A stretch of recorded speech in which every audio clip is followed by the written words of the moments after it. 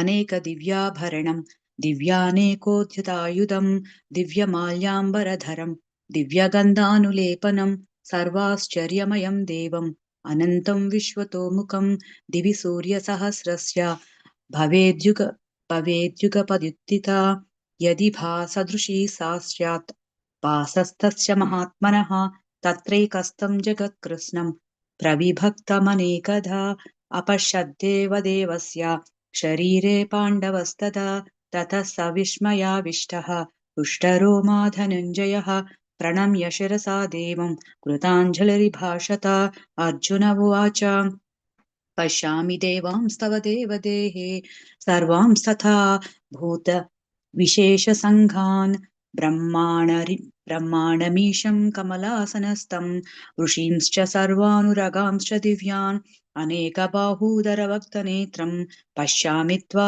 सर्वतोऽनन्तरूपं नान्तं न मध्यं न पुनस्तवादिं पश्यामि विश्वेश्वर विश्वरूपा किरीटिनं गदिनं चक्रिणं च तेजोराशिं सर्वतो दीप्तमन्तं पश्यामि त्वां दुर्निरीक्षं समन्तात् दीप्तानलार्काद्युतिमप्रमेयम् त्वमक्षरं परमं वेदितव्यं त्वमस्य विश्वस्य परं निधानं त्वमव्ययः शाश्वतधर्मगोप्ता सनातनस्त्वं पुरुषो मतो मे अनादिमध्यान्तमनन्तवीर्यम् अनन्तबाहुं शशिसूर्यनेत्रं पश्यामि त्वां दीप्तहुताशवक्त्रं स्वतेजसा विश्वमिदं तपन्तं द्याव्या पृथ्वीयोरिदमन्तरं हि व्याप्तं त्वयैकेन दिशश्च सर्वाः दृष्ट्वाद्भुतं रूपमिदं तवोग्रं लोकत्रयं प्रव्यथितं महात्मन् अमीहि त्वा सुरसङ्घा विशन्ति केचिद्भीताः प्राञ्जलयो गृह्णन्ति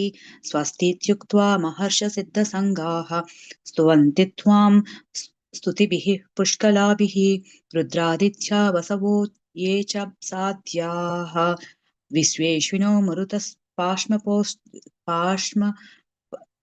मरुतः शोष्मपाश्च गन्धर्व यक्षासुरसिद्धसङ्गाः वीक्षन्ते त्वां विस्मिताश्चैव सर्वे रूपं महत्ते बहुवक्त्रनेत्रं महाबाहो बहुबाहुरूपादं बहूदरं बहुद्रंष्टाकरालं दृष्ट्वा लोकः प्रव्यथितास्तथाहं नभः स्पृशं दीप्तमनेकवर्णं व्यताननं दीप्तविशालनेत्रं दृष्ट्वा हि त्वां प्रव्यथितान्तरात्मा धृतिं न विन्दामि शमं च विष्णो द्रंष्टाकरालानि च ते मुखानि दृष्ट्वैव कालानलसन्निभानि दिशो न जाने न लभे च शर्मा प्रसीद देवेश जगन्निवास अमी च त्वां धृतराष्ट्रस्य पुत्राः सर्वे सहेवावनिपालसङ्गैः भीष्मो द्रोणः सूतपुत्रास्तथासौ सहास्य सहास्मदीयैरपि योधमुख्यैः वक्त्राणि ते त्वरमाणा विशन्ति दंष्ट्राकरालानि भयानकानि केचित् विलग्ना दशनान्तरेषु सन्दृश्यन्ते चूर्णितैरुत्तमाङ्गैः यथा नदीनां बहवोऽम्बुवेगाः समृद्धवेवाभिमुखा द्रवन्ति तथा तवामि नरलोकवीराः विशन्ति वक्त्राण्यभिविज्वलन्ति यथा प्रदीप्तं ज्वलनं पतङ्गाः विशन्ति नाशाय समृद्धवेगाः तथैव नाशाय विशन्ति लोकाः तवापि वक्त्राणि समृद्धवेगाः लेलीहसे ग्रसमानः समन्तात् लोकान् समग्रान् वदनैर्ज्वलब्धिः तेजोभिरापूर्य जगत्समग्रम् भासत्ववोग्राः प्रतपन्ति विष्णु आख्याहि मे को भवानुग्रहरूपः नमोऽस्तु ते देववरप्रसीद विज्ञातुमिच्छामि भवन्तमाद्यं न हि प्रजानामि तव प्रवृत्तिं श्रीभगवानुवाच लोकोऽस्मि लोकक्षयत्कृत् प्रवृद्धः लोकान् समाहर्तुमिह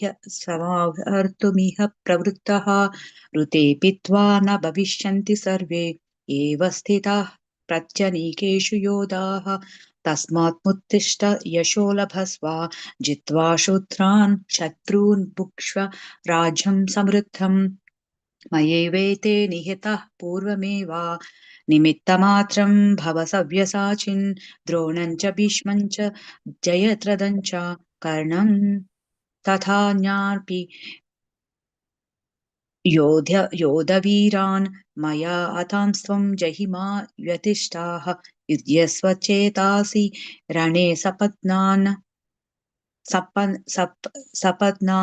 सञ्जय उवाच एतत् श्रुत्वा वचनं केशवस्य कृताञ्जलिर्वेपमानः किरीटी नमस्कृत्वा भूय एवाह कृष्णं सगद्गदं भीतभीतः प्रणम्य अर्जुन उवाच स्थाने वृषीकेश तव प्रकृत्या जगत्प्रभुश्च नुरज्यते च रक्षांसि भीतानि दिशो द्रवन्ति सर्वे नमस्यन्ति च सिद्धसङ्गाः कस्माश्च तेन न मेरन्महात्मन् गरीयसे ब्राह्मणोऽप्यधिकर्ते अनन्तदेवेश जगन्निवास त्वमक्षरं सदसत्परं यत् त्वमादिदेवः पुरुषः पुराणः त्वमस्य विश्वस्य परं निधानं वेत्तासि वेद्यं च परं च धाम त्वया ततं विश्वमनन्तरूपा वायुर्यमोऽग्निर्वरुणः शशाङ्कः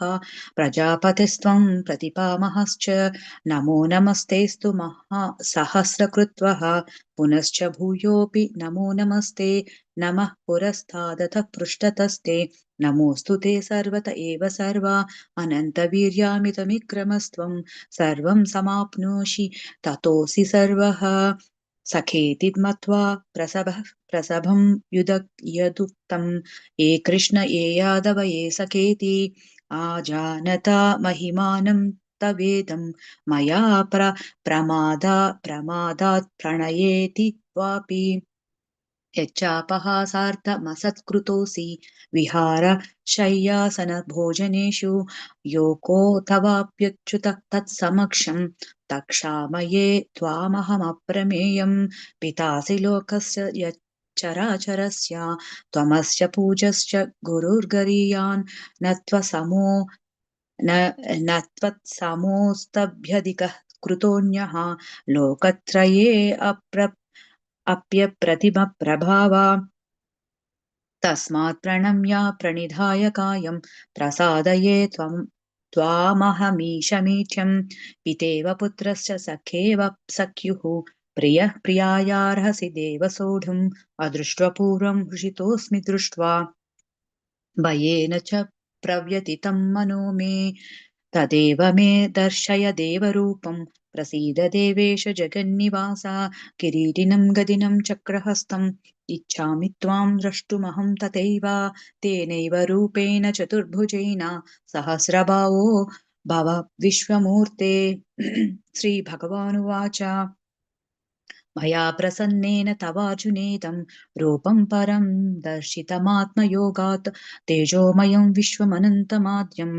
यन्मे त्वदन्येन न दृष्टुपूर्वं न वेद यज्ञाध्ययैर्न दानैः न च क्रियाभिर्न तपोर्भिरुग्रैः एवं रूपः शक्यं अहं नृलोके द्रष्टुं त्वदन्येन कुरु प्रवीरा मा ते व्यथा मा च विमूढभावः दृष्ट्वा रूपं घोरमीदृन्ममेदं व्यपेतभिः प्रीतमनः पुनस्त्वं तदेव मे रूपमिदं प्रपश्च सञ्जय उवाच इत्यर्जुनं वासुदेवस्ततोक्त्वा स्वकं रूपं दर्शयामास भूयः आश्वासयामास च भीतमेनं भूत्वा पुनः सौम्य वपुर्महात्मा अर्जुन उवाच दृष्ट्वेदं मानुषं रूपं तव सौम्यं जनार्दन इदानीमस्मि संवृत्तः सचेतः प्रकृतिं गतः श्रीभगवानुवाच सुदुर्दर्शमिदं रूपं दृष्टवानसि यन्मम देवा अप्यस्य रूपस्य नित्यं दर्शनकाङ्क्षिणः अहं वेदेन तपसा न दानेन न चेज्जया शक्य एवं विधो द्रष्टुम् दृष्टवानसि मां यथा भक्त्या त्वनन्यया शक्यः अहमेवं विदोऽर्जुन ज्ञातुं द्रष्टुं च तत्त्वेन प्रवेष्टुं च परन्तप मत्कर्म कृन्मत्परमः मद्भक्तः सङ्गवर्जितः निर्वैरः सर्वभूतेषु यः स मामेति पाण्डव। ॐ तत्सदिति श्रीमद्भगवद्गीतासु उपनिषत्सु ब्रह्मविद्यायां योगशास्त्रे श्रीकृष्णार्जुनसंवादे विश्वरूपसन्दर्शनयोगो नाम एकादशोऽध्यायः। हरे Krishna. Hare Krishna, Mataji. Thank you for the beautiful Bhagavad Gita recitation. Vancha kalpatarubhyascha kripa sindhubhyevacha patitanam pavanebhyo vaishnavyo namo namah. Jai Shri Krishna Chaitanya Prabhu Nityananda Shri Advaita Gadadhar Shivasati Gaur Bhaktavinda. Hare Krishna, Krishna Krishna, Hare Hare, Hare Rama, Rama Rama, Hare Hare. Ananta Koti Vaishnavinda ki Jai. Namacharya Haridas Thakur Ji ki Jai. Shri Prabhupada ki Jai. Hare Krishna, dear devotees. I welcome you all to Bhakti Sangha Japa conference call for today's mid-morning session. Thank you all so much for joining. This is Shivani from Nashville, Virginia. Let us move to the next part of the session. Today's class will be given by His Grace Haridas Varya Prabhuji on the topic of the sacred vow of Margasirsha, session 40. I would like to share the quote by Srila Prabhupada before I hand over the call to Prabhuji. Sure. Sometimes there will be a little misunderstanding between God brothers. Sorry, please go ahead. Sorry. Sometimes there will be a little misunderstanding between God brothers. That is even going on amongst liberated souls. What is important is that everyone must engage in Krishna service under the direction of the spiritual master. Nellore, January 7th, 1976, Srila Prabhupada Ki Jai. Hare Krishna, dear devotees. Today we are very fortunate to have His Grace Haridas Varya Prabhuji to enlighten us on the Margasirsha, Sacred Vow of Margasirsha, session 40. Hare Krishna, please accept my humble obeisances. Thank you for your valuable time and association. Very happy to have you on the call and waiting eagerly to hear from you. Srila Prabhupada Ki Jai, Guru Garanga Ki Jai. Please take over, Prabhu. Hare Krishna. Thank you very much, Mataji, for that warm welcome. And I welcome each and everyone to this August and the final session of the sessions that we have been seeing with session number 40. Almost for 40 weeks in a year, we have been discussing about this wonderful pastime of Margasirsha Vrata, which was followed by Andal and the Tirupavai. Today is the final and the concluding session. Last week, we saw how Andal was married to Rangamannar. And today, we are bubbling up further above and seeing how the Srimad Bhagavatam and other scriptures of the Gaudiya scriptures mention about the gopis who have been the source of inspiration for Andal. If we dive more and more deeper to all the Gaudiya scriptures and look at the finer details, you can only draw parallels to Tirupavai. You can draw parallels to each and every verse of Andal and how all of them are so apt and so correct, and they are all connected to each other. Each pastime has been enacted by Andal and her gopis, which we saw for an entire year.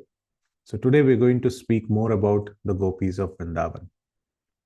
Again, as I would like to mention to each and every devotee, that I'm like a small bee in front of a mountain like Meru, and if a bee wants to swallow that mountain, the Meru mountain, it is just impossible. Similarly, I am not even qualified to speak about the glories of even one gopi of Shri Vrindavan Dham. The glories are like the mountain, and my effort in front of that is like a small bumblebee trying to swallow that mountain. So to perform such a difficult task, I would like to beg all the blessings and the blessings of the Acharyas, and also the Guru Parampara and our glorious Parampara of Gaudiya Vaishnavas, who have been kind enough to give so many commentaries on this wonderful pastime. And from that, today we'll hear some nectar. So I pray for their mercy that my words are purified and they are going to bring some benefit to those who hear. So let us pray with Mangalachara for the final session. Om Ajnanatimirandasya Jnananjana Shalakaya Chakshurunmilitam Yena Tasmai Shri Gurave Namaha. Shri Chaitanya Manobhishtam Sthapitam Yena Bhutale Swayam Rupa Kadamahyam Dadati Swapadantikam. Vandeham Shri Guru Shri Yuttapada Kamalam Shri Gurun Vaishnavamsha Shri Rupam Sagrajatam Sahagana Raghunathanvitam Tam Sajivam Sadvaitam Savadutam Parijana Sahitam Krishna Chaitanya Devam Shri Radha Krishna Padan Sagana Lalita Shri Vishakhanvitamsha He Krishna Karuna Sindho Dinabandho Jagatpate Gopesha Gopika Kanta Radha Kanta Namostute Tapta Kanchana Gaurangi Radhe Vrindavaneshwari Vrishabhanusute Devi Pranamami Hari Priye Vanchakalpatarubhyascha Kripa Sindhubhayeva cha Patitanam Pavanebhyo Vaishnavebhyo Namo Namaha Namam Vishnupadaya Krishna Prashtaya Bhutale Srimate Bhaktivedanta Swamin Nitinamine Namaste Saraswate Deve Gauravani Pracharine Nirvisesha Shunyavadi Paschatya Deshatarine Jai Shri Krishna Chaitanya Prabhu Nityananda Shri Advaita Gadadara Shri Vasadi Gaura Bhakta Vrinda Hare Krishna Krishna Krishna Hare Hare Hare Rama Rama Rama Hare Hare Mukam karoti vachalam pangum langayate girim yetkripatamaham vande Shri Gurum Dinatarinam Paramananda Madhavam Shri Chaitanya Ishwaram Hriyom Tatsat. Hare Krishna, dear devotees. So, by the mercy of Srila Prabhupada and by the mercy of all the acharyas, we are here at the final session of the sacred vow of Margasirsha. And it is only apt to speak about Vrindavan as we sign off on this series of the sacred vow of Margasirsha. For almost a year, we have been discussing about the glorious vrata or the vow which was undertaken by Andal and her 5 lakh gopis, following in the footsteps of the gopis of Vrindavan. So we heard about the followers of the gopis of Vrindavan and how they performed this vrata, just like how the gopis of Vrindavan did the Katyayani vrata. So it's only befitting that we started with the gopis about a year back, and we mentioned how they all got together as per Srimad Bhagavatam in the Hemante Pratame Masi, in the first month of Hemanta, and how they started the Katyayani Vrata. So it's only apt. What starts with the gopis, we have to end with the gopis. But one might say that, Prabhuji, we spoke about the 5 lakh gopis and Andal, they are also gopis. Of course, they are followers of the Nanda Vraja Kumarikaha. So let us go back to that same forest, the forest of Vrindavan. And my dear devotees, today is going to be just pure katha, not much of philosophy. Of course, we will talk about philosophy, but it's going to be pure katha. So I would like you to open your heart and transport yourself to where our Sanatan Goswami, Rupa Goswami, Vishwanath Chakravarti Thakur, Jiva Goswami, and all of them are going to take us through this wonderful roller coaster ride. And they're going to take us through various different forests. They're going to take us through various different places. So I would request each and everyone to open their hearts, open their eyes through their hearts, through their ears, and travel to these wonderful places as our acharyas take them. So where are we today? Today, we are going to be at Tapovan. Now, Tapovan is actually one of the sub-forests of Sri Vrindavan Dham. Sub-forest does not mean the forest is less important or less potent for that matter. In fact, everything in Vrindavan is absolute. It is relevant. It is important. And each and every forest is actually present to facilitate the loving pastimes of Radha and Krishna. Actually, because Vrindavan is Krishna's eternal home. So even the most simple activity in Vrindavan actually produces very, very profound results. The Narad Purana 2.6.3 mentions very beautifully. It says that if someone completes 10 Ashwamedha sacrifices, you cannot compare those sacrifices even with offering a single obeisance to Lord Krishna. And if somebody has actually performed 10 such 10 Ashwamedha sacrifices, that means almost like 100 Ashwamedha sacrifices, he can be still born again in this material world. Brahmapona loka punaravartino Arjuna. He can come back to this material world. But one who has bowed down once to Krishna, one who has paid obeisances once to Krishna, Narada Purana 2.6.3 says, he will never come back to this material world. And one needs to have full devotion while they pay their obeisances. So this is the glory of Vrindavan, and what to speak about paying obeisances in such beautiful forests like Tapovan, or the sub-forest of Vrindavan called Tapovan in Vrindavan.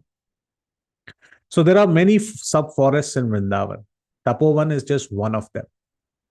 We heard about Kamyavan, where it is called as the forest of desires. There is a one called as Bachchavan, where all the children come and play. There is one called as Chameli one, where the chameli fool, that means the jasmine flowers, grow quite a lot. And there is Tapovan. Tapovan means tapa, means the forest of austerities. Now wait a minute. Forest of austerities? One means forest, we know that. Tapa means austerities. So austerities are generally done by yogis, generally done by tyagis, etc. What kind of austerities are we talking about? In fact, Bhakti Ratnakar mentions the Tapovan is called Tapovan because there were a lot of austerities which were performed by the cowherd, the daughters of the cowherd men, or Nanda Vraja Kumarikaha. The young daughters of the cowherd men, they performed a lot of austerities. So, but yogis and tyagis, they actually perform these pastimes. They actually perform these austerities. They will create a ring of fire around them and they will sit in front of them. They will go to a frozen glacier in freezing waters and they will be sitting right there along with that blizzard. Generally, they perform austerities like that. And why do they do that? They want to be detached from matter and they want to be interested in the spirit. And of course, some of them want siddhi, they want to gain mystic powers. Or some people are beyond that, they want to achieve mukti or liberation. For these reasons, they perform these pastimes. So did the gopis, the young Vraja gopis, did they also perform such pastimes for some siddhis? No. The young Vraja gopis, they did not desire mystic powers or liberation because they have something which is much, much more than that. They have Krishna. They have the sapphire jewel of the entire Yadava clan. They have the best of the Braja Gopas, who is Krishna, right in front of their eyes. In fact, Rupa Goswami says this in Padyavali very beautifully. Those who are devoted to poetry, and hear this carefully, my dear devotees, very poetically, Rupa Goswami mentions this in Padyavali. Those who are interested in poetry may praise the nectar of poetry. Those who are interested and devoted towards Vedic studies for Shastras, Nyaya, Tarka, etc., may sometimes praise the nectar of impersonal Brahman. But Rupa Goswami says, we as Gaudiya Vaishnavas, we will praise neither. We will simply take the shelter of the flutist who wears a necklace of gunja berries. We will only glorify Krishna. Elsewhere, in Padyavali, Rupa Goswami also says, we are not poets. We are not logicians. We are not philosophers who have crossed to the farthest shore of Vedanta. We are certainly not eloquent debaters of Nyaya Tarka. Rather, we are just the servants of the rascal cowherd boy Krishna. This is how Rupa Goswami would like to identify us. And we must thank Rupa Goswamis for continually enlightening us in the deeper mellows of such devotional service. Jiva Goswami, in fact, gives a very apt verse in Sri Radha Krishna Archana Deepika, and this is verse number 1. And I quote, Sanatana samo yasya jayan Shriman Sanatanaha Sri Vallabho Nijasau Sri Rupa Jiva Sadgatihi. He says Sri Rupa Goswami, and Jiva Goswami is actually glorifying Sri Rupa Goswami, who is the eternal peace incarnate. He's so peaceful. If anybody watches Sri Rupa Goswami, just by looking at him, peace completely reigns. Along with peace, bliss also reigns in the heart of that devotee. So Jiva Goswami writes, Sri Rupa, eternal peace incarnate, who has a very identical mood to Sanatana Goswami. Sanatana Samo Yasya, who is his elder brother, that is, and whose younger brother was Sri Vallabh, is the means of my success and the good fortune of all jivas. So here is a wordplay that he uses, that Sri Rupa Jiva Sadgatihi, Jiva, which means himself, as Jiva Goswami, and also he says he is the peace incarnate and he is the means of success for all the jivas who follow in the footsteps of Rupa Goswami. So Rupa Goswami is glorifying Vrindavan and glorifying the gopis as those who do not have any ulterior motive other than Krishna. So the gopis are not like Tyagis, or the gopis are not like the yogis who want to meditate for liberation or meditate for ulterior motives. But then the Bhakta Ratnakar, why are they saying that the gopis did tapasya in Tapovan? And Srila Rupa Goswami actually answers this question in his writings, that they did this tapasya, or they did this austerity because they had a lot of love towards Krishna. And their love of these young gopis was developing in the heart for Krishna. And they were so young. They were developing this love because they had seen Krishna face to face. They were seeing Krishna come back from Vrindavan. They have heard Krishna from the elderly gopis. They have heard about Krishna from their elders. They heard about the beautiful pastimes and the songs which we used to go in Braj. They heard about Damodar pastimes. They heard and saw about the Govardhan pastimes. They heard from the other gopis everything about Krishna. So as you hear more, you develop a very deep desire in your heart. And they started developing Krishna because the young ones, they look up to the elders. And the elderly gopis always had this desire to achieve Krishna as their husband. And the young gopis, the very small gopis, the Nanda Vraja Kumarika, they also developed this desire that we want to have Krishna as our husband. Vishwanath Chakravarti Thakur, in fact, here he writes that individually, these gopis, they all wanted Krishna as their husband, and they started praying to the individual deities. Somebody was praying to Shiva, somebody was praying to Durga, somebody was praying to Surya. They all had this desire, but none of them knew that every other girl had the same desire. They all had this desire that they wanted Krishna as their husband, and then they were separately praying to various deities. During the day, Vishwanath Chakravarti Thakur mentions that they used to wander aimlessly through Vraja. Their bodies were very pale and thin, and they used to just wander. But eventually they came to know that when they saw each other's eyes, they came to know that darling of their eyes was none other than Krishna. So everyone had the desire in their heart to gain Krishna as their husband, but in each and everyone's heart, the ultimate desire was to have Krishna as their husband.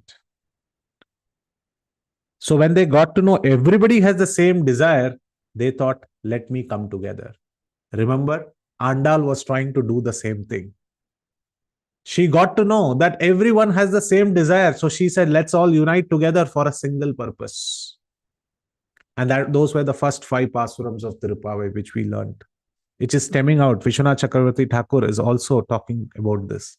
And they all came together. Vishwanath Chakravarti Thakur says they all came together to discuss their secret desires, which was in their heart.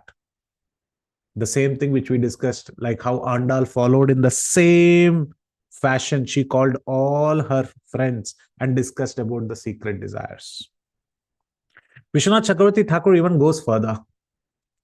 He says that although some people, they might keep something which is very close to their heart within themselves. They will not reveal this to others. Because it is so close to their heart, very close to his or her heart, those feelings are very clear. And those who have such feelings, they keep it very close to them. In fact, he gives an analogy. He said, many people who simultaneously seek the same goal, may somehow come in contact with each other. How? He gives an analogy. Just like people who are interested in a topic will come together in the residence of the Guru.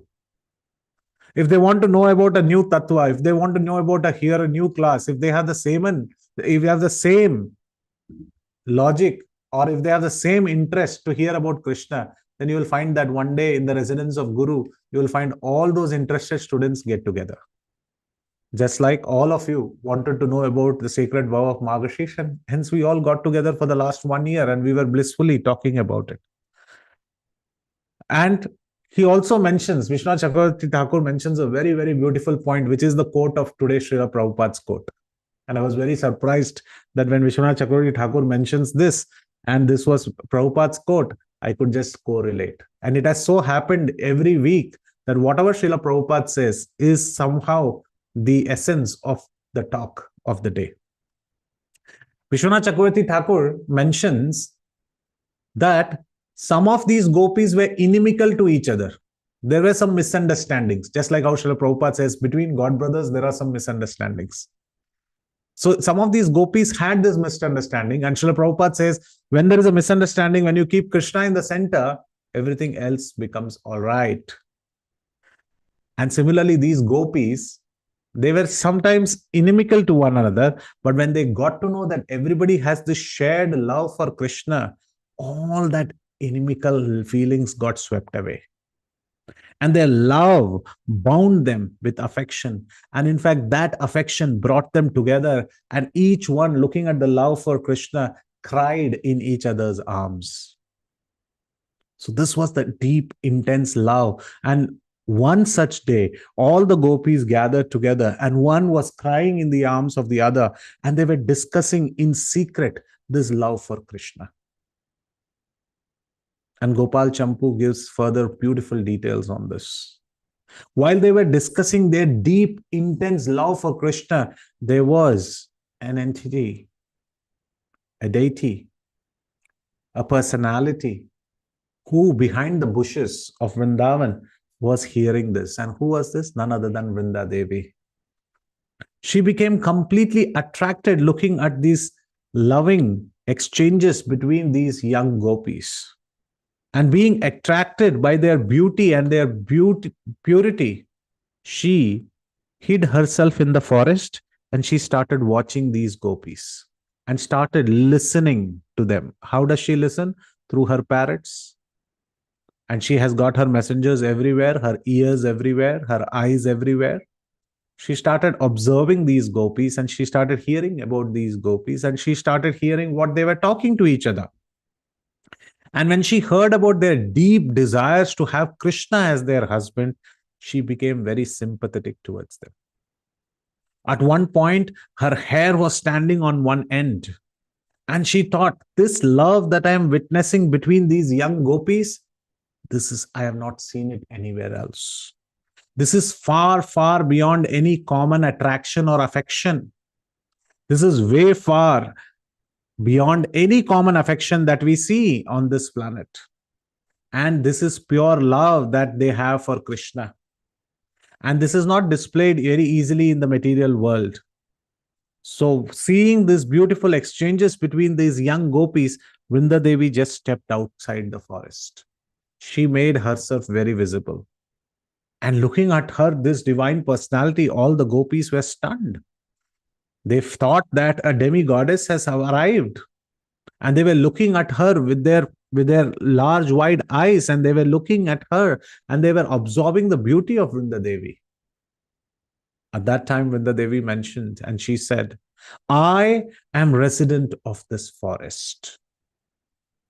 She began, I know that all of you young girls have attraction towards Krishna, the darling son of Nanda Maharaj. If you want to achieve that goal, I can help you. In this way, Vrinda Devi began, and every gopi had her rapt attention. And they were like, what should we do? How can we achieve this goal? She said, but you must follow certain vows for 1 month. And you should repeat a mantra that I myself have perfected.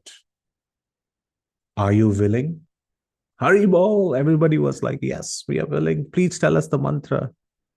The girls went in ecstasy. They thought that their desires and wishes was going to get completed.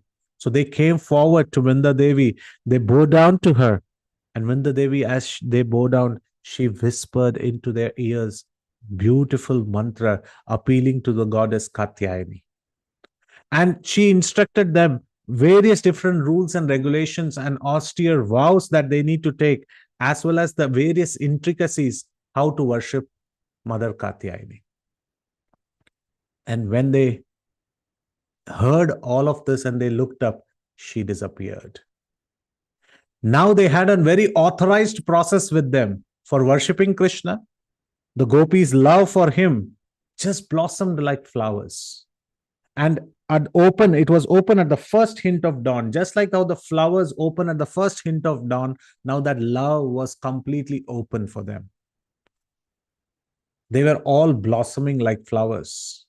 And they were so happy that they got the process, they got the mantra, they got the instructions. Now they all returned home. But they spoke to each other, don't tell this to anyone. Don't mention about this to anyone. But you tell your parents that we need to do this vow. Going back again, didn't Andal and her gopis also did the same? The elders called them and asked that, what is the vrata? What is that you are going to do? It is the same pastime that Gopal Champu also mentions and Vishwanath Chakravarti Thakur also comments upon. They mention about this, that they should perform a vrata for a very ideal husband, but none of them said it is Krishna whom we want as an husband. So they kept the word hidden, Krishna. Parai is the word which we used in Tirupavai to keep their desire hidden till the last shloka. Whom are they following? They are following these gopis of Vrindavan. They never told anyone of their confidential desire to marry Krishna. And that's why they are called as gopi. The actual meaning of the word gopi comes from the Sanskrit verbal root word which is called gupt, which is used in the context of gupt or protecting or hiding something. Hence, a girl who protects or hides her love for Krishna is called as a gopi. Gopayati swapremam iti gopihi. Swaprema, that means the love that she has for Krishna, and if she keeps it hidden and protected, she is known as gopi. She who conceals and protects her love towards Krishna is known as gopi. Rupa Goswami mentions here that if the gopis had revealed their flavor of love for Krishna to others, that love would dissipate, just like how the spices lose the flavor if the lid of the container is not kept very tightly. You keep some cloves and you open the lid, the fragrance of the spices will go away immediately. In our Gaudiya Vaishnava tradition, it's best that some things are kept hidden. Some things are supposed to be kept hidden. When Krishna's name was given, it was suggested to be kept hush-hush. Shad Viddat Karna Mantraha. A mantra should enter only 6 ears. 6 ears means 3 people. Anything more than 3 is not a secret, it's a broadcast. It's a WhatsApp forward. Some things are kept best hidden. Hari Bhakti Vilas 2:146 mentions Gopayat Devatam Ishtam Gopayat Guru Atmanaha Gopayet Cha Nijam Mantra Gopayen Nijamalika. One should keep his Ishta Devata, his Guru, and his mantra very, very secret. Hari Bhakti Vilas even says 2.143 Swapne Vakshi Samaksamva Ascharyam Ati Harshadam Akasmad Yadi Jayeta Na Yatav Yam Guror Vina.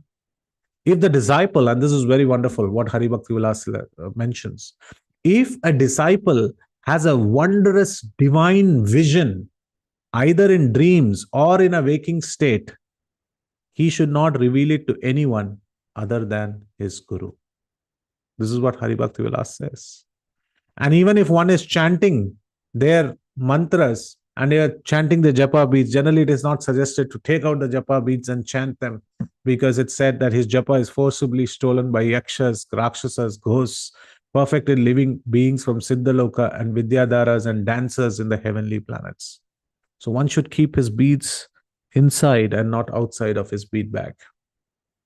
Guhyati guhya gopatvam grihanasmat kritam japam siddhir bhavatu me deva tvat prasadat tvai sthite.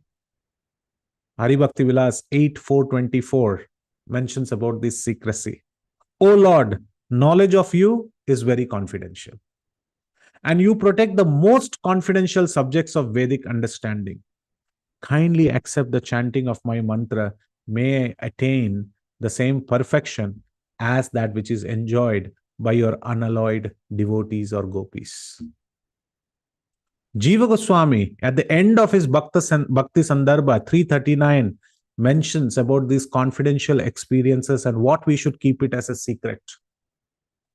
He mentions whatever confidential experiences are attained in connection with the practice and the goal given by the grace of Sri Guru and Gauranga and Sri Bhagavan, that are our own very treasure and should not be revealed to anyone.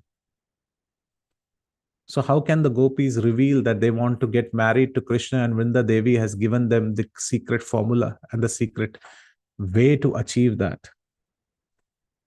And what about to speak about the vows that Vrinda Devi had given them? So their parents, when they reached back home and they were so happy for so many days, they were sad because now they saw Vrinda Devi and Vrinda Devi had given all that. The parents questioned naturally. They said, what are you going to do? They said, we are going to follow Vrata. We are going to follow the vow for 1 whole month. The parents questioned, how will you follow? Which deity will you worship? Which acharya will you guide? What mantra will you chant? So each girl now knew all the details because that was given by Vrinda Devi. She said, each and everyone said, I will worship Katyayani. To satisfy my desire, my acharya will be my mind. And it will reveal to me the best of the secret mantra just at the right time. They didn't want to reveal the mantra that Vrinda Devi gave. She said, my acharya will be my mind, and my mind will reveal the right mantra at the right time. So as per the instructions of the Vrinda Devi, these young girls began to religiously follow all the austere vows. And this is where you can see beautiful parallels between Tirupavai and here. Gopal Champu mentions all of this. They were determined to follow it for 1 full month, as Vrinda Devi had instructed. They would wake up very early in the morning. Check, this is the same in Tirupavai. They would say that they would go to take bath in the cold Yamuna river. Andal and her gopis never took the bath on the first day till the Tirupavai was spoken. The entire 30 verses were spoken. But the gopis used to go and take bath. They used to chant the mantras. Here Nam Sankirtan used to happen. They used to eat only unspiced boiled rice, which is the Havishya. They used to eat that. And they never allowed to be wearing on themselves perfumed oils or makeup. Remember, Andal also says, we will not wear any makeup. We will not keep flowers on our braid. We will follow what the elders have told us. Who are the elders? Vrinda Devi is also one of the elders. They have instructed this. So after some time, they used to be always thinking about Krishna. Their eyes were red. And as a result of that, bathing in the cold waters of Yamuna, sometimes they used to shiver. While they used to walk towards Yamuna, their breath used to come out, and the bumblebees used to just hover around that warmth which is created by the breath which the gopis used to take. The buzz of the bumblebee and the chattering of the teeth, they used to make beautiful kartal like sound. And when that used to chatter, used to become quite a lot, and the bumblebee used to wither its wings and fly around the beautiful lotus like faces of these gopis, the wind which was created by the fluttering of the feathers of the bumblebee used to make them further cold, and the teeth used to chatter even more, says Ananda Vrindavan Champu. Such a beautiful description of how the gopis walked towards Yamuna. And because they were often shivering and taking bath in cold water and having only once prasadam, they became very, very, very thin. And because of this austerities for Krishna, their bodies of the gopis began to reveal a very beautiful kind of beauty. There was a spiritual effulgence in all of them. And despite these austerities, they were very, very happy inside. They were so blissful inside. In fact, Gopal Champu mentions they used to sing to each other. And what they used to sing? They used to sing very beautifully various different songs which they made for each other. Each one will jokingly sing to another how her marriage will happen with Krishna. So there was song. There was song sung by none other than these gopis. And these gopis will sing those songs. I'll just sing one line of that song.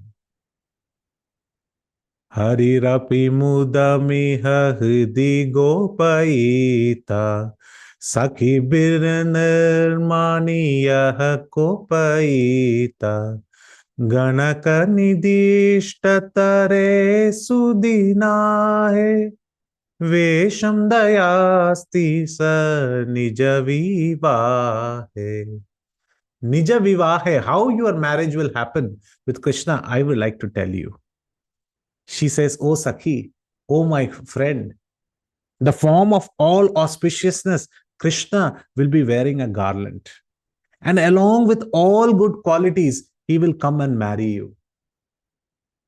When Nand Maharaj comes to know of this, he will spread the joyful news. Look at the gopis glorifying Nand Maharaj. Andal follows the same principle. Nand Maharaj, Nand Maharaj, Nand Maharaj. She mentions her left, right, and center in her pasurams.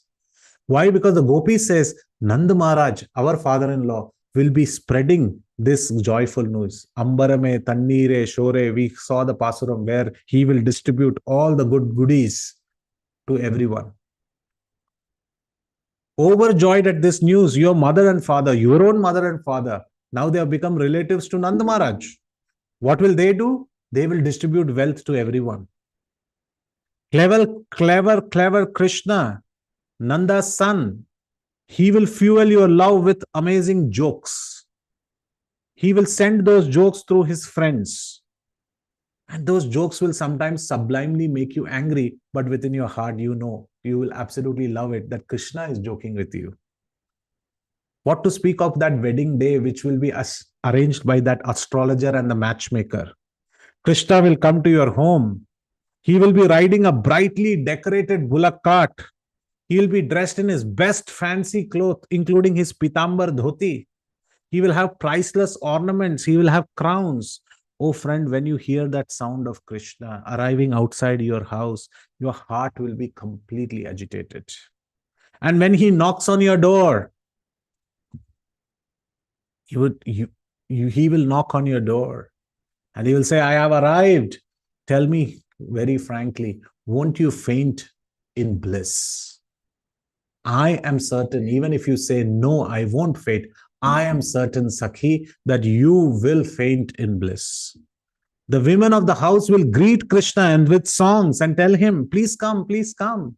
They will offer aartis to him, shower him with flowers. Then they will worship Nand Maharaj, who is going to be the father-in-law.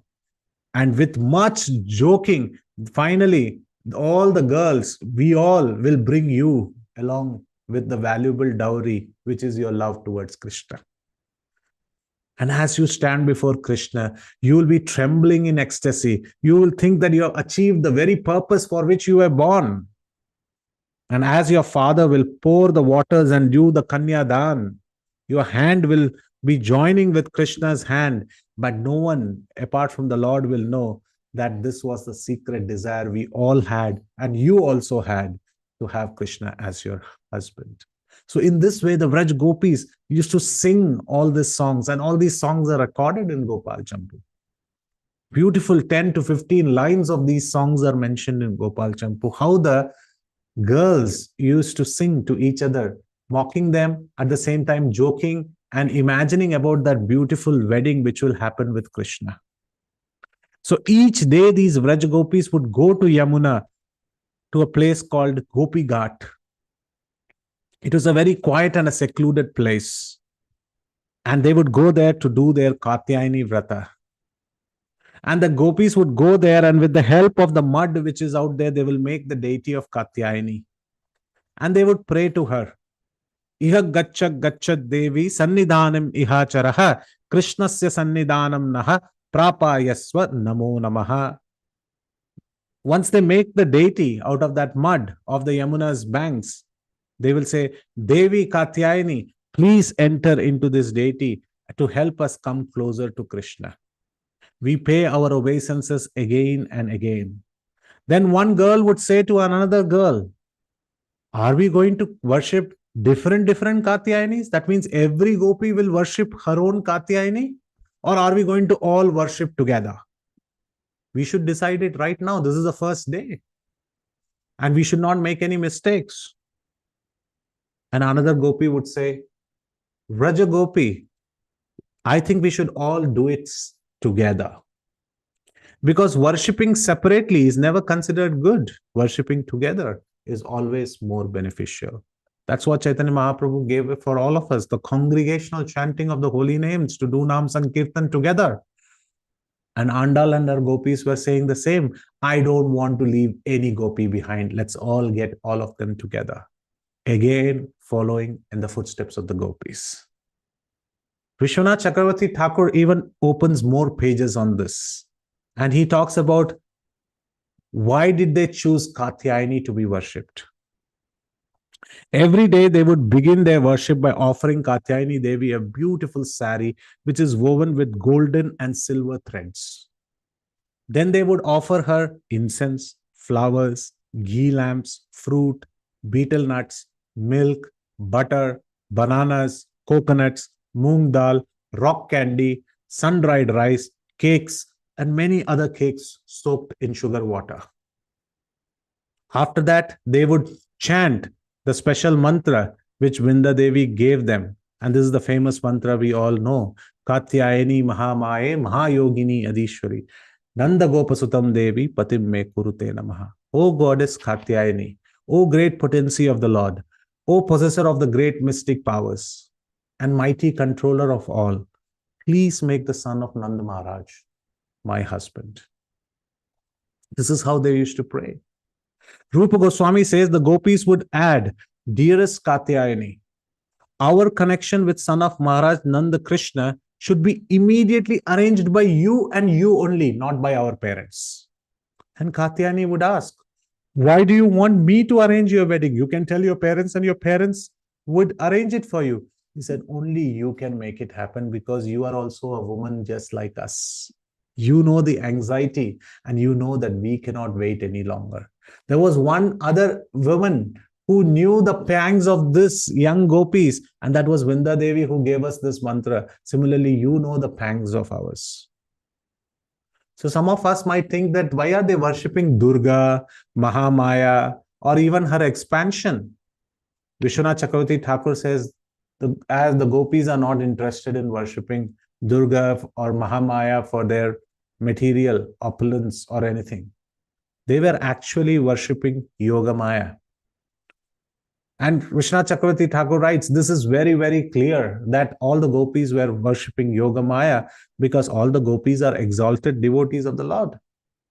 And they would have never any desire materially.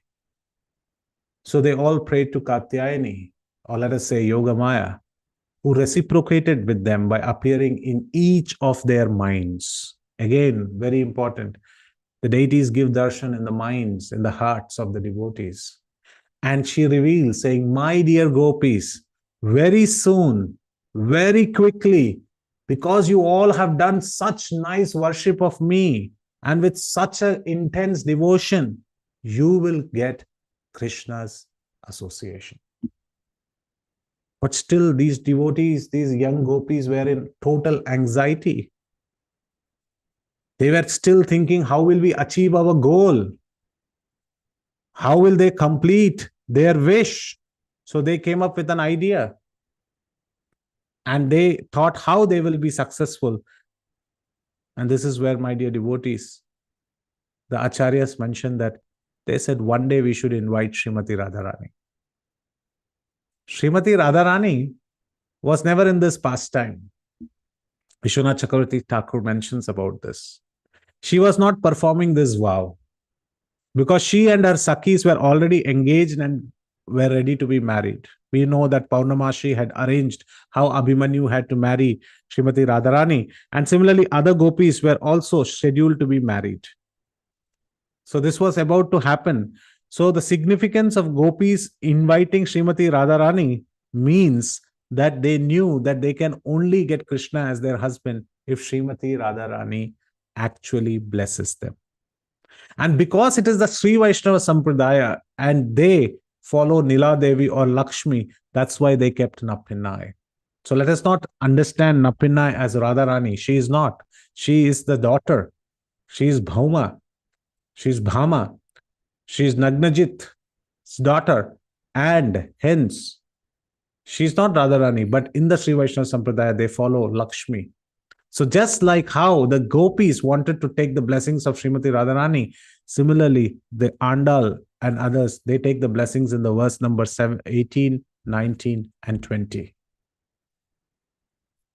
So in this way, each day of their month, they perform their austerities, vow, and rituals at Gopi Ghat. And this all happened in that Tapovan forest.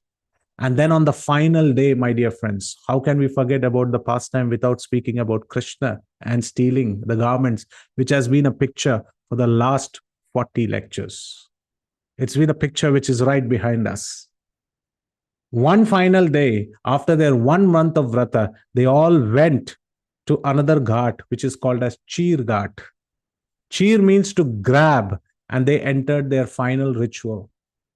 Taking off their clothes, they entered the water. And Krishna, who knew everything about the gopis' desire, also came down to the Yamuna river.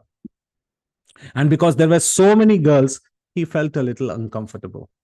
So he brought actually 4 boys along with him. Who were those boys? Dama, Sudama, Vasudama, and Kinkini. These were the 4 boys who were very, very young. And these 4 boys represented, Acharyas mentioned, Krishna's intelligence, his ego, his heart, and his mind. So all of them were invested in the gopis. His intelligence, his ego, his heart, and his mind. All of Krishna's intentions was with the gopis. The Acharyas say that from that moment of their departure, the boys kept asking Krishna. The boys kept asking Krishna, Krishna, where are we going? So early in the morning, Kanai, where are we going? Tell me. Sanatan Goswami writes, these boys were only 4 or 5 years old. So they were very excited that Krishna is taking us along. He's not going with his elderly gopas. He's taking all these small boys along. And they were asking, where are we going? And hence them, because they were so young, Jiva Goswami says that their presence in front of the gopis, even though while they were bathing, is not considered as very offensive. And further research reveals that Sri Vishwanath Chakravarti Thakur, he mentions that they were just 2 or 3 years old. So in all circumstances, these boys were very, very young. And Krishna arranged his younger friends to accompany him that morning because the gopis would be very embarrassed if he came with older boys. So when they all arrived, the girls were taking their last ceremonial bath.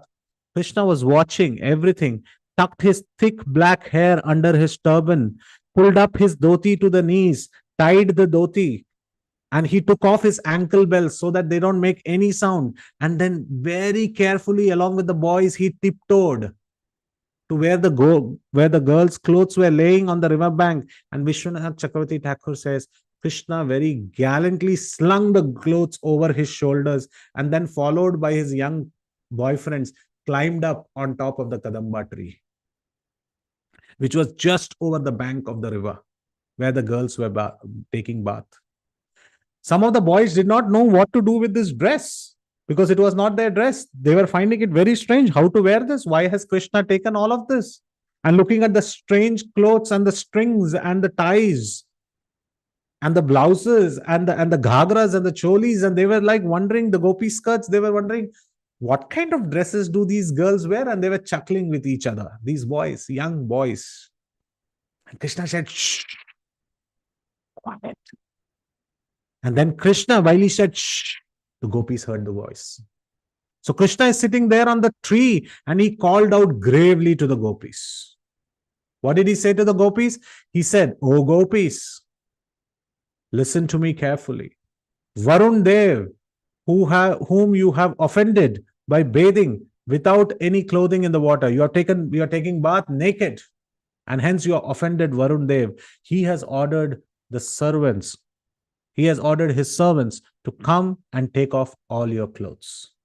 Look, even the goddess whom you worship is certainly not pleased with you, and she did not protect your clothes." So Katyayani also did not protect.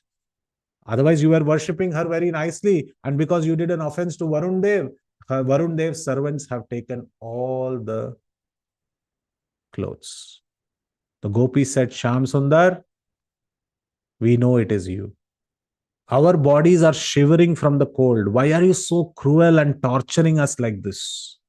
We understand that it is you, and you alone has taken our clothes. So please, please, please return our clothes. We are shivering. We can't come out of this cold water." So Krishna said, "If these clothes are truly yours, just come and get them." Vishwanath Chakravarti Thakur mentions here, when the gopis saw that Krishna was so determined. In fact, there are so many beautiful verses written by Sanatana Goswami in his Brihad Vaishnavi Toshan. We are not going into each one of them. Each acharyas have given so much nectar on the 10th canto. While Krishna was so determined that he will not give up these clothes, every gopi felt so much ecstasy in her heart. But they were embarrassed, but they were so happy within that Krishna was talking to them in this joking way, and Krishna was giving complete attention to them. And he was joking with them as if they are his girlfriends. Or more specifically, they were his wives. Prabhupada has mentioned that only in a Vedic culture, a woman can only appear naked before her husband, no one else. And here it was possible because they all wanted Krishna as their husband. And here they were inside the water shivering. And in fact, Paurnamashi created this whole pastime. She created this whole pastime as if Krishna was accepting all these gopis as their wives. But Krishna would never accept them as their wives. Why? Because in Vrindavan, the Parakiya Bhava, the unwedded love, is supreme. And that needs to always exist. And she would create this pastime in such a way that if they were to actually marry Krishna, then the Parakiya Bhava would disappear. And that wouldn't be like Vrindavan. So it is more satisfying. It is a deeper kind of love. So the gopis and Krishna played like this, but they were not married, as say. But Krishna accepted them through and throughout. So when they saw that gopis saw that Krishna was so determined and he was not ready to give the clothes, one gopi said to another gopi, "Oh friend, Krishna has defeated all our arguments. We wanted to come out, look at, we are shivering, please give our clothes back. You are Sham Sundar, you are of a great repute. Nanda Maharaj knows you, you are the Vrajatilaka, you are the leader, son. What will we speak of you?" They gave so many arguments, but none of them worked. So she said, "Our fate seems inevitable. It seems like it is completely sealed in Krishna's hands, and he has our clothes. So let us close our eyes, cast aside all shame, and get out of the water. So they all rose from the water. It is described that covering themselves the best they could cover, it is described as the supreme self-satisfied person. Krishna had no interest. Krishna is Purnakama. He had no interest to see them naked. He just wanted their devotion and love, that simplicity of love that they had towards him. His interest was to teach the world that through these gopis, that real religion means just selfless service. So as the gopis came out of the water, Krishna was completely impressed by their beautiful, wonderful devotion that they had towards him. And he gave them back their clothes. Essentially, he reciprocated with their surrender. He reciprocated with their love, which they showed for him. And that is the beauty of this entire pastime. It might look very simple that Krishna came and stole the gopis' clothes. But what was the pull in the heart of Krishna and of the gopis? It was that intense love. In Govinda Leelamrita, Krishna's Kaviraj Goswami mentions describing how Krishna is controlled by the love of his devotees. Krishna's Kaviraj Goswami writes, the sun is naturally warm. The moon is naturally cool. The earth is naturally tolerant. The wind is naturally restless. The saints are naturally grave. And the ocean is naturally deep. Similarly, in the same way, Krishna is naturally controlled by the love of his devotees. So Prabhupada has commented on this particular pastime. He writes, and I quote Srila Prabhupada, the gopis are all simple souls, and whatever Krishna said, they took to be true. In order to fulfill their vows to Katyayani and ultimately to please their worshipable Lord Sri Krishna, they abided by his order and came out of the water. Thus, they became the greatest lovers of Krishna because they were his most obedient servitors. Nothing can compare to the Krishna consciousness of the gopis. Actually, the gopis did not care for any demigod. They only wanted to satisfy Krishna. So the pastime was arranged so they could show they are fully surrendered to Krishna. Unquote. Srila Prabhupada mentions that how they were completely surrendered to Krishna. The last 3 minutes I would take. Vishwanath Chakravarti Thakur writes that after the gopis put back their cloth, they remained very shy, but they were glancing at their beloved Krishna, who had now come down from the Kadamba tree. He says they couldn't go away from that scenario because Krishna not only had stolen their garments, their clothes, but he had stolen their hearts. Vishwanath Chakravarti Thakur, poetically, he mentions, stealing their clothes was a pretext. It was a medium for them to surrender so they could fully devote themselves to him and develop their love. So we can see that in the end, all the austerities of the gopis all the austerities of Andal and her gopis that she undertook, they were all rewarded. Whatever pain they endured was rewarded with the satisfaction of coming closer to Krishna. When one is considered dear, whatever that dear one does is experienced with pleasure, even if it gives pain, says Vishwanath Chakravarti Thakur. So these young girls did not marry Krishna. Of course, it was a Leela, but Krishna accepted them as his wives. And they accepted in his heart as their husband. Because the unwedded pastimes of Krishna and his gopis bring forth the deeper mellows of loving exchanges. That is the reason why we worship these gopis. Gopi pada kamalayor das anudas anudas. Madhavendra Puri writes, I pray that the cowherd boy who expertly casts his amorous glance from the front corners of his restless eyes, whose cheeks are always decorated with glistening earrings, beautiful swinging shark-shaped earrings, and who is very eager to enjoy the rasa dance with the beautiful girls of Vraja, may he at once appear within my heart. And we finally conclude the 40 sessions of Sacred Vow of Margasirsha, glorifying a verse from Raghunath Das Goswami, which he writes in his Vraja Leela Stava. Entering the waters of the Yamuna to prepare for the incomparable worship of goddess Katyayani, the girls of Vraja left their garments on the shore, while smiling and clever Krishna stole those garments, climbed a Kadamba tree, embarrassed the girls with joking words, and eventually returned the garments. I take shelter of Chirghat, where the Lord enjoyed these pastimes. Thank you very, very much for supporting this series of 40 verses, 40 sessions, 30 verses of Tirupavai. We see that how they have so much of similarity between what Andal was trying to do, following in the footsteps of these gopis, and hence it is only apt that we finish with the gopis. Yadatra skalitam kinchit vidhvam satpurayantu tat yadatra saushtubam kinchit tad guru revame nahi. Yadatra skalitam kinchit. In these entire sessions of 40 sessions of Tirupavai, there could be many, many mistakes which are uh, rendered by me through these discourses. I'm not a perfect learner of these Shastras.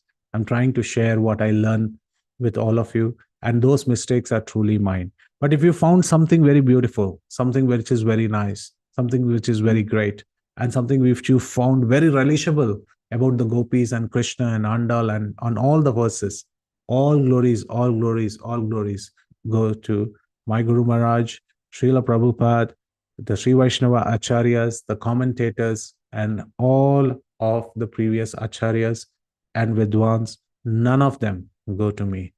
And thank you very, very much. I would like to thank my parents. I would like to thank all the organizers, Kirtida Sundari Mataji, Preeti Vilasni Mataji, for giving me a chance for almost 1 year to speak nonstop on this topic. And I beg your forgiveness if in any way I have offended all your Vaishnavas' lotus feet. Vancha kalpatarubhyascha kripa sindhu bhayavacha patitanam pavanebhyo vaishnavebhyo namo namaha. And with a merciful plea, I request all of you to cast your blessings and shower your blessings so that I can chant at least the holy names more purely for Krishna's benefit.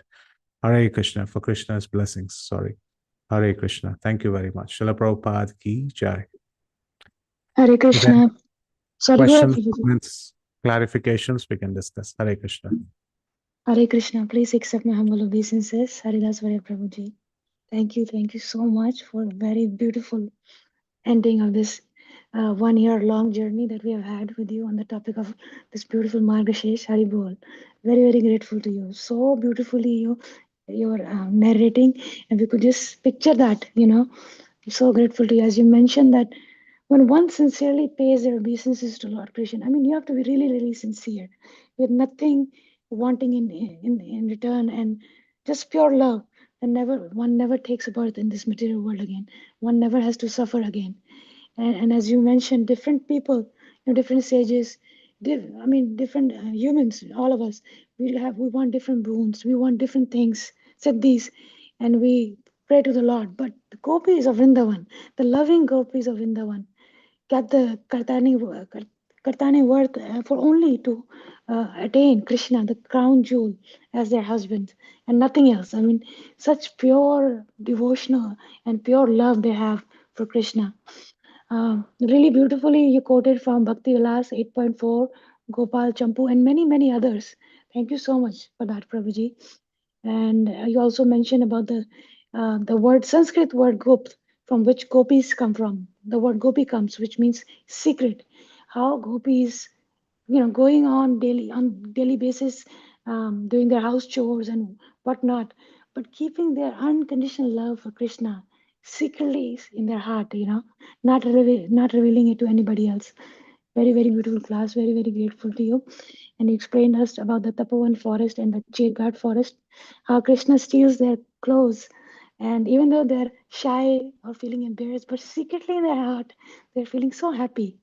Very, very grateful. Really, really beautiful session, excellent session, and looking forward to many more sessions with you in this coming this new year that we have entered. Thank you so much. Hare Krishna, dear devotees. Please go ahead and share your realizations. Harita Mataji, please go ahead. Hare Krishna Prabhuji, Danvat Pranam Hare Krishna. Prabhuji. Dandavat Thanks for Pranam. the beautiful, like ending, like finale for this session of Secret Rose of Marxist. Very nice comparison, like the comparison of Goda Devi story and the pastorums with the gopis of Vrindavan. We could from the beginning you have been relating it, Prabhuji. So there in the Goda Devi story, she is trying to in the beginning what you told was for getting the rains, their parents were asking them, they were allowing them to go and do the sacred vrata, so that and here the gopis are doing it for Krishna directly. Yeah, but they So tell the that, parents that it is for gaining a husband, but they don't reveal it is for Krishna. yeah. Yeah, and Goda Devi, since she has already heard all the scriptures of Lord Krishna, so she has that all the stories in mind, and she is writing all those pastimes in these pastorams and Correct. conveying us the same to us. Correct. Thank you, Prabhuji. It's very enlightening and very grateful to you, Prabhuji, for this session. Hare Krishna. Thank you. Hare Krishna. Kriti Sundari Mataji, please unmute yourself. Hare Krishna. Thank you, Shivani Mataji. Thank you, Uh, Prabhuji. Dandavat Thank you. Pranams. Thank you, Mataji. Thank you Dandavat. so much for this very wonderful series. I'll certainly agree to this that though I don't belong to that area and it was literally a foreign language for me as you were reciting those pasurams, but for sure now understanding the meaning, at least I have some idea. And of course, there are so many lessons we got to learn from these different pastimes, and that finale that you ended today with gopis in Vrindavan, that was really an icing on a cake, I should say. And was remembering how Bilva Mangal Thakur also sang Vraje Prasidam Navnita Chauram Gopan Gananam Chadukula Chauram. So he is Chaura Garganyam. He is our dear Lord. Yes. So thank you so much, Prabhuji. And of course, I will share one reflection that I liked this entire series is that all these gopis, they have one desire. Yes. And how they were nirmatsaranam sadam. They were not envious. Like we see in today's one devotee, two devotees doing one service, and they have so much competition. Be it anything, be it deity dressing, be it giving katha, be it kirtan, be it any, but there is so much competition.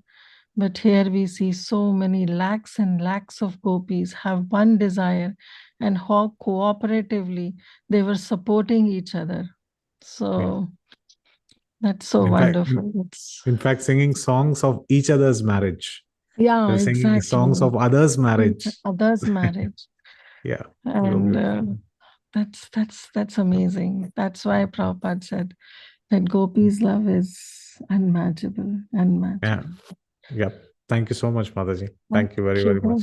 Thank you so much. We are really grateful to you, Prabhuji. Hare Krishna, Dandavat Pranams. Dandavat Pranams. Thank you. Kriti Lasi Mataji, please unmute yourself. Hare Krishna. I'm sorry. Hare Or Krishna. did I jump ahead? We have Praladananda Prabhu and No, it's okay, Mataji. Go ahead. I think, yes, Praladana Prabhu's hand was first.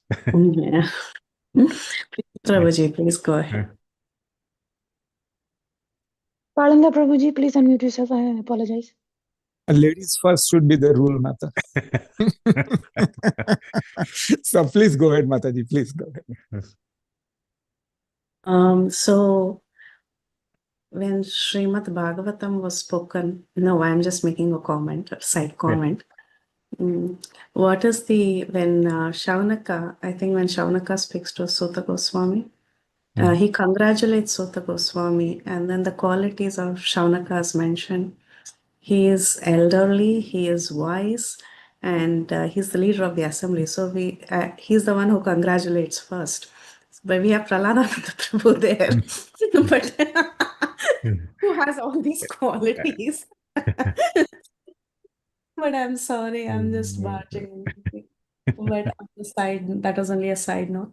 But thank you, Haridas Varya Prabhu, for a very, very fantastic series. The series kept all of us hooked in, and you had so much patience to go through it in great detail and tell us about all the 30 pasarams. And then I really liked the way the series ended.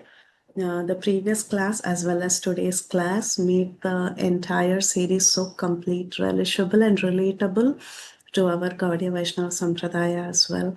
So thank you so much, especially today's history of the Katyayani Vrata that originates in Vrindavan. It was so beautiful. And all these different gopis and the characters. Their love for Krishna is amazing. And like Mataji was telling, they cooperate so well and they're trying to please Krishna with a single goal. Thank you for all this inspiration, Prabhu. We will keep this in our heart and we will cherish this series forever. Thank you. Very grateful. Thank you, Mataji, for providing me an opportunity and always ready to give me an opportunity to speak before this wonderful audience. And Prabhuji, we are also waiting and hoping and praying and begging you that you continue our Chaitanya Charitamrita classes. Now we are craving for Chaitanya Chaitanya Bhagavat, I'm so sorry. Chaitanya Bhagavat from you. Hari Bol. Hari Bol. Pralananda Prabhuji, please go ahead. Okay. Thank you, Mata. And thank you, Prabhuji. Haridas Varya Prabhuji. Your initiated name is really the appropriate one. And we are reeling. My background is a musical kind of bringing up, and the whole story you have entertained is just like a beautiful transcendental kind of musical experience, I feel. And I'm so grateful that I was lucky to participate in this. The Adi Ras, the Ras of conjugal love, Madhurya Ras. This is Vishwanath Chakravarti Thakur also writes this in the first sloka of Srimad Bhagavatam. Janmadhyasya Adi. That's very Adi he puts as Adi Ras. And the example is gives it that instead of Bhimsen, we say or Bhima. Similarly, this is not Adi Ras, but Adi like that. So that was very interesting like that. But what is real conjugal Parkiya Ras, this I didn't know, but until I went through this whole, that's where now I'm feeling that I understand a little bit of it like that. So the gopis completely went naked in front of Lord Krishna. And I wish I could go naked without any kind of material assumptions I have about myself, and completely go naked against Lord Krishna, that this is I am. Please accept me as I am. So this is the lesson I learned, Prabhuji, and I am so grateful that I had opportunity to hear this, because we are Gujaratis and North India, we don't know about this so many things, such a great treasure in Tamil language and other things. So I'm really grateful, Prabhuji. Please come again and give us your association again. I pray to the Matajis also to arrange that. So thank you very much, Prabhuji. Hari Bol. Thank you for your association as well, Prabhu. Hare Krishna. Sunil Prabhu. Hare Krishna, Prabhu Dhanatnam. Thank you so much, Prabhuji. Wonderful class. Yes. Prabhuji, just I have a question. Like in previous classes, you said it was the Garga Muni who said to the elders that they have to perform sacrifice, like Katyayani worship. But in today's class, you say that it is Vrinda Devi. So in Gopal Champu, it is mentioned as Vrinda Devi. So there are many versions.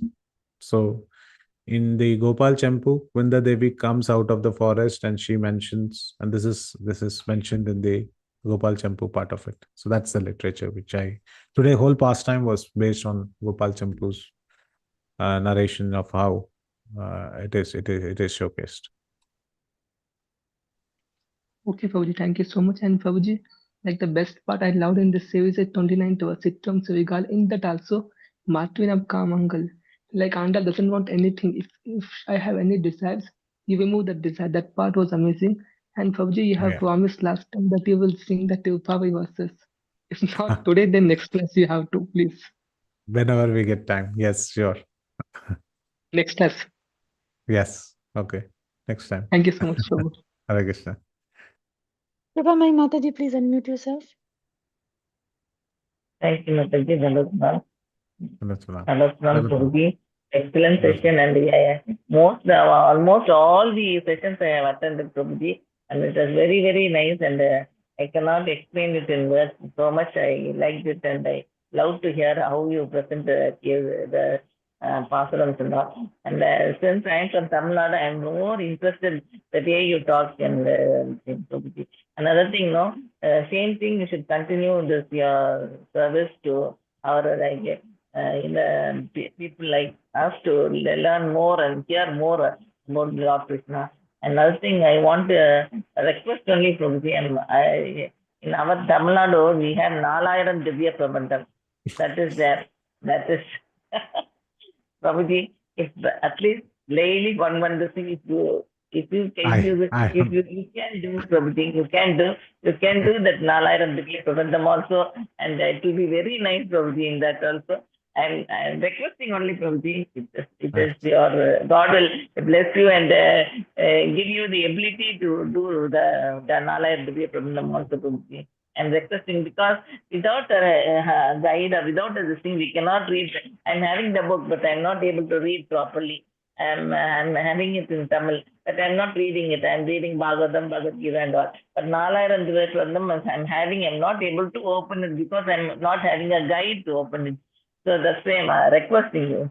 So, Prabhu, thank you, Prabhu. I'm requesting all the senior people in this forum also to look into that and ask Prabhuji to do. Thank you, Prabhuji, because you're having the thing to do also.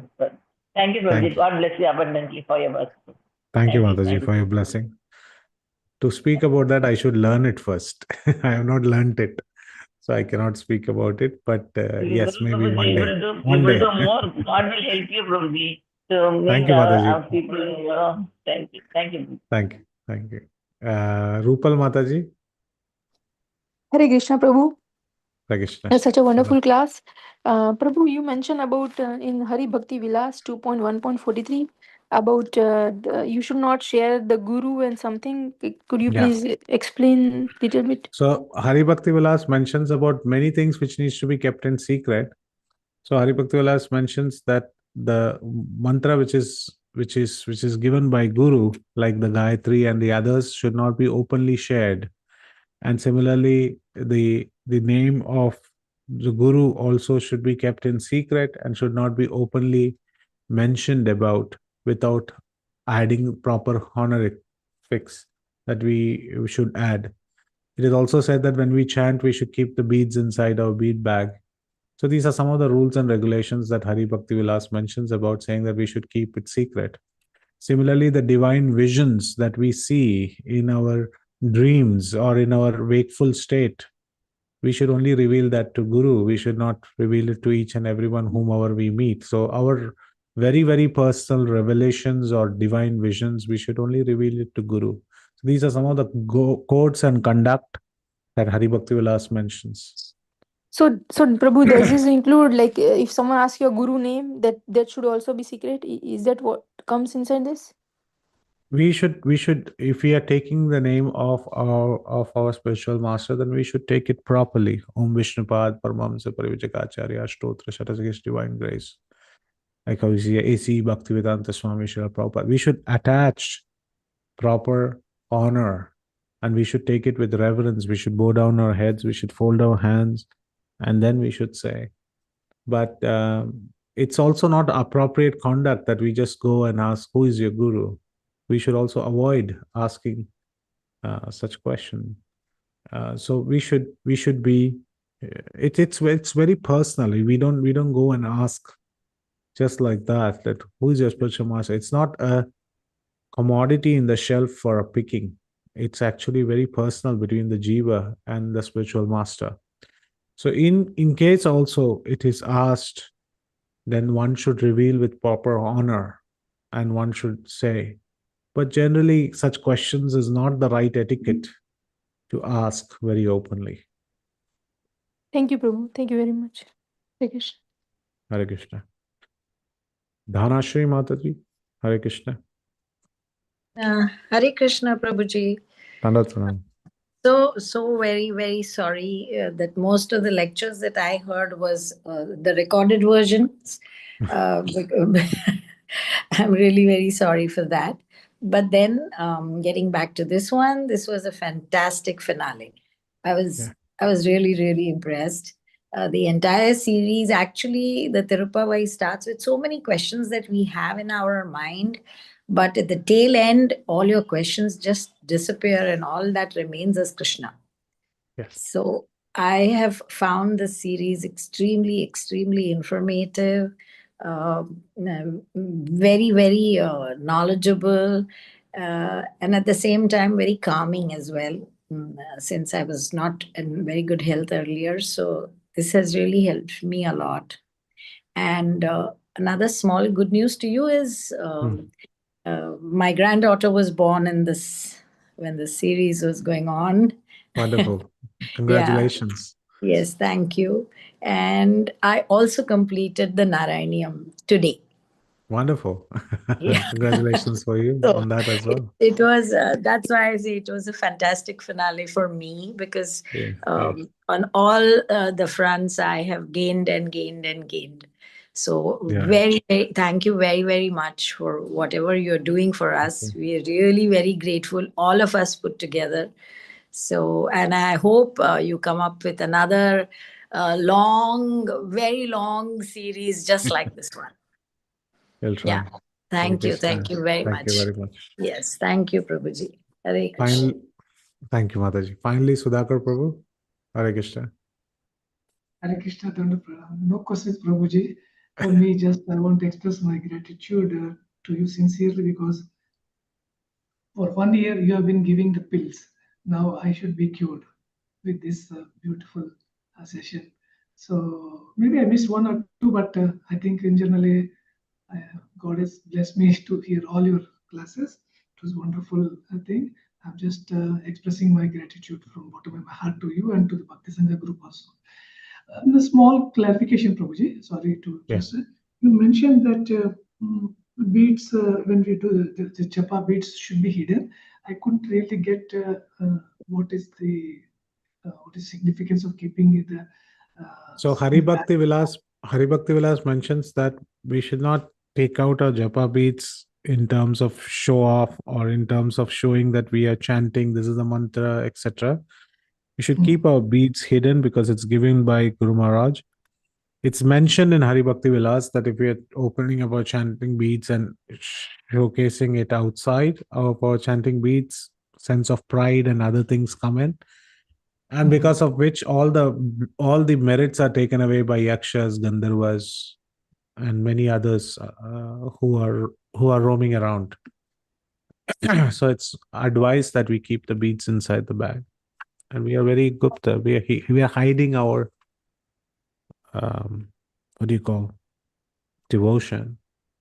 It's not very private. You are alone also. Suppose if you are Sorry? alone, if suppose you are alone and We are even never in alone.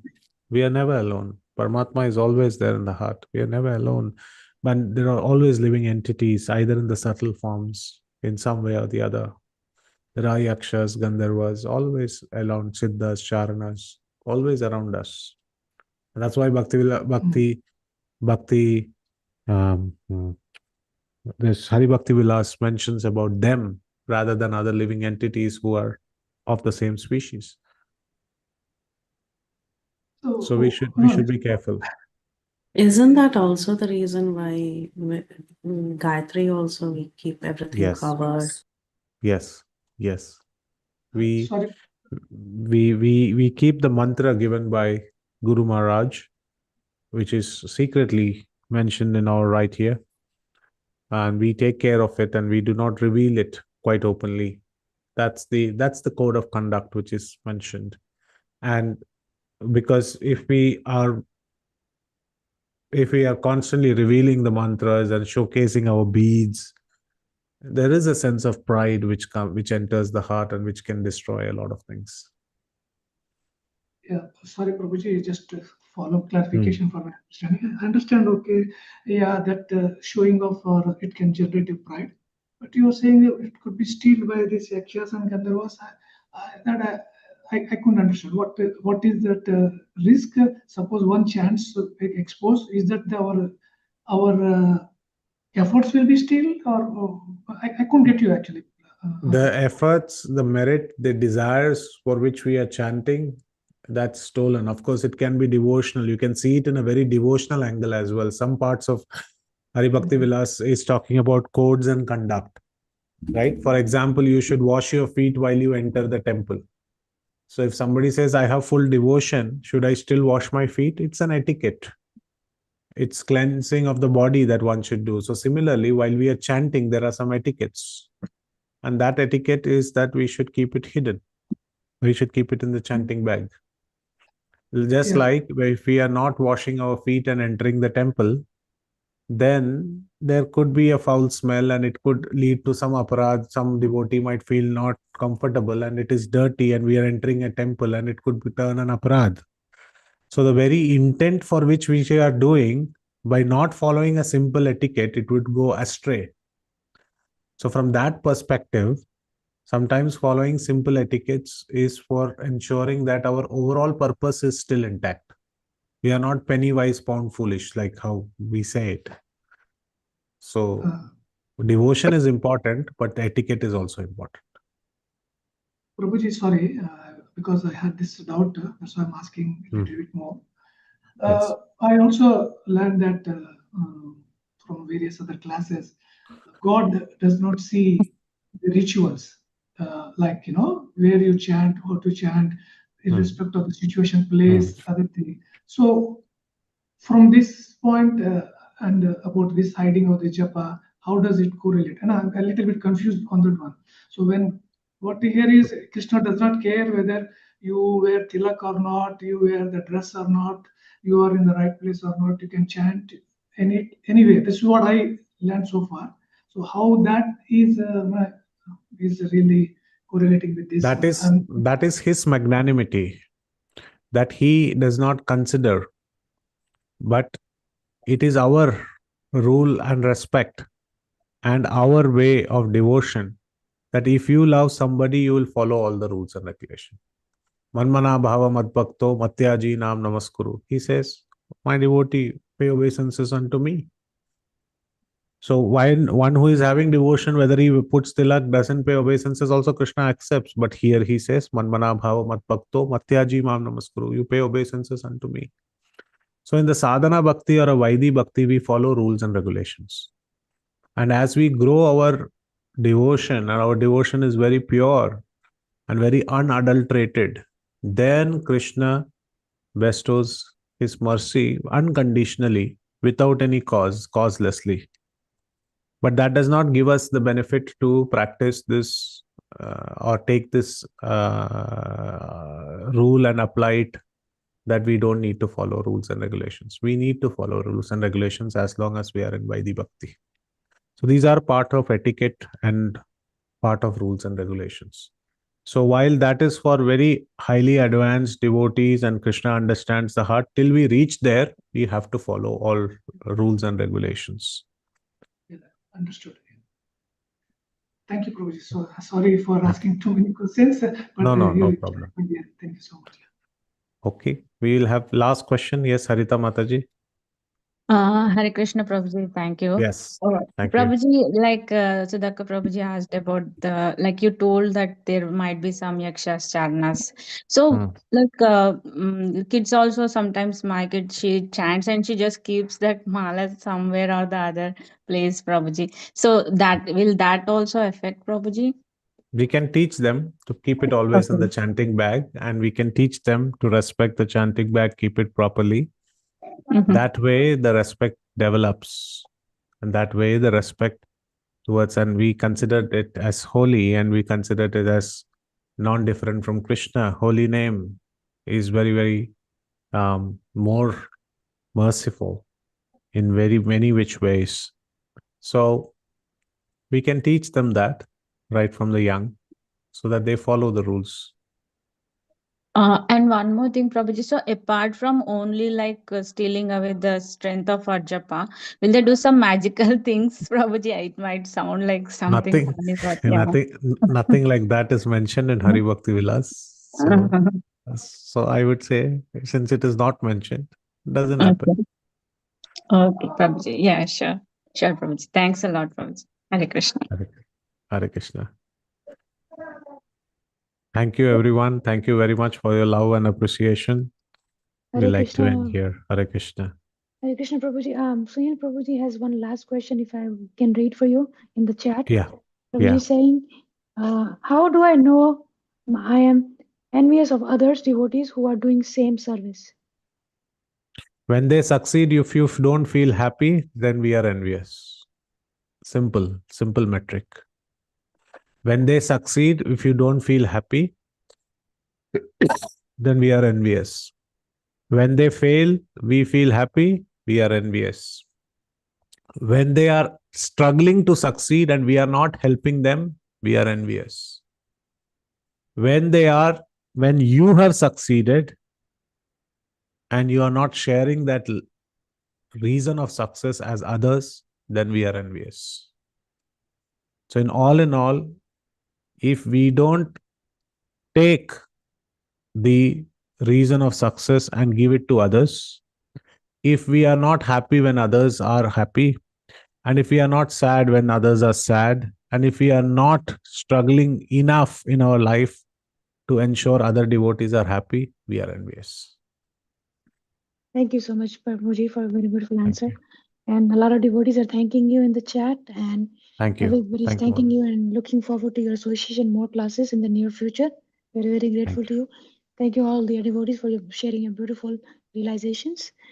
Once again, I would like to thank you for this one whole entire year for the beautiful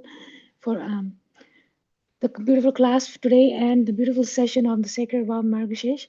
And it's been a very wonderful journey and looking forward to many more. Thank you.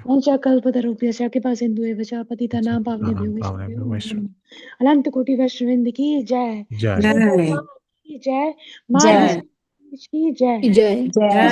Haridas वर्य प्रभु जी की जय Jai. Jai Shri Prabhupada. Thank you so much. Hare Krishna.